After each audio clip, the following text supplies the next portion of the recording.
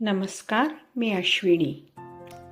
खास मकर संक्रांतीनिमित्त रेवडीचा आगळा वेगळा नवीन असा एक प्रकार बघूया. बदाम तिळगुळ रेवडी. यासाठी आपण पहिल्यांदा बदाम घेतोय आणि बदाम स्वच्छ असे पुसून घेतोय. स्वच्छ पुसून घेतल्यावर त्यावर काही घाण असेल किंवा असं काही वाटलं आपल्याला पावडरसारखं तर ते निघून जातं. आणि मंद आचेवर आपल्याला हे बदाम भाजून घ्यायचे आहेत. थोडेसे भाजल्यानंतर किंवा थोडेसे गरम झाल्यानंतर त्यात पाव चमचा किंवा जास्तीत जास्त अर्धा चमचा साजूक तूप घालायचं आणि चांगले परतवून घ्यायचे. थोडेसे त्याला असा आपण खरपूसपणा आला पाहिजे चवीसाठीचा बरं का. आणि तो आला की छान मग एका पुन्हा बाउलमध्ये काढून घ्यायचे. साधारण पाऊण किंवा एक बाउल तुम्ही बदाम घेऊ शकता. तुम्हाला लागतील तेवढे एक प्रमाण ठरवून घ्यायचं, एक बाउल किंवा वाटी, आणि त्याप्रमाणे जेवढे बदाम तेवढाच गूळ घ्यायचा.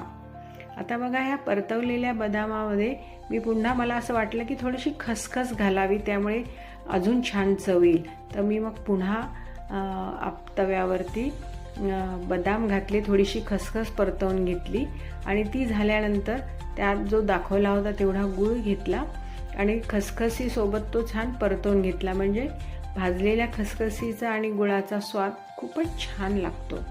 आता मी तुम्हाला स्टेप बाय स्टेप गुळाची पाकामध्ये कशी रूपांतर होत आहे आणि गुळाचा पाक कसा होतो आहे ही पद्धत दाखवते आहे.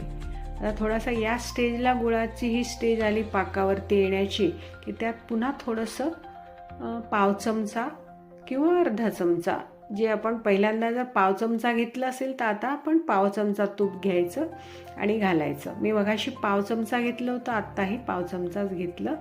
आणि तूप घातल्यानंतर मग थोडंसं या स्टेजला पाक आला की मग त्यात हे आपण परतवून घेतले जे बदाम होते ते बदाम यामध्ये घालायचे.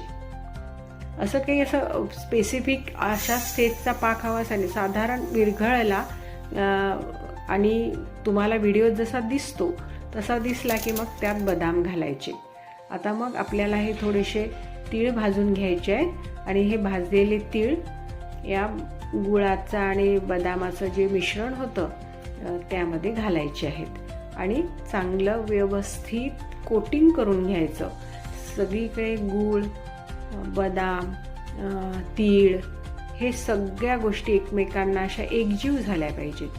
आता मी हे थोडेसे भाजलेले तीळ या ट्रेमध्ये घेतले होते आणि थोडे थोडे करून बदाम, त्यानंतर जे गूळ बदामाचं जे मिश्रण आहे ते मी थोडंसं यात याला तिळाचा कोट करून घेते आहे. आता बघा, हे जास्त पण आपण कडक केलेलं नाही आहे. बघा, हे तुम्हाला थोडेसे तार तुटताना दिसत आहेत आहे ना. रेवडी सुद्धा वळल्या चाललेली आहे आणि आता मग तुम्हाला मी दाखवते. हे बदाम पण दिसतो आहे ना, अशी वळून घेतल्या जाते आणि छान अशी थोडासा बदाम, थोडीसे तिळाचं कोटिंग असं हे छान दिसतं. आणि हे सगळं असं तुम्हाला आवाज येत असेल व्यवस्थित असा मस्त खुसखुशीतपणाचा अशी ही रेवडीचा एक प्रकार झालेला आहे. अतिशय सुंदर, छान, थोडेसे बदाम, थोडेसे तीळ असं हे जे दिसतं आहे ना, हे दिसायलाच हवं.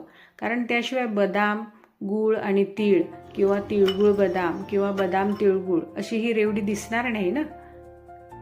चला तर मग लाईक, शेअर, कमेंट, सबस्क्राईब नक्की करा.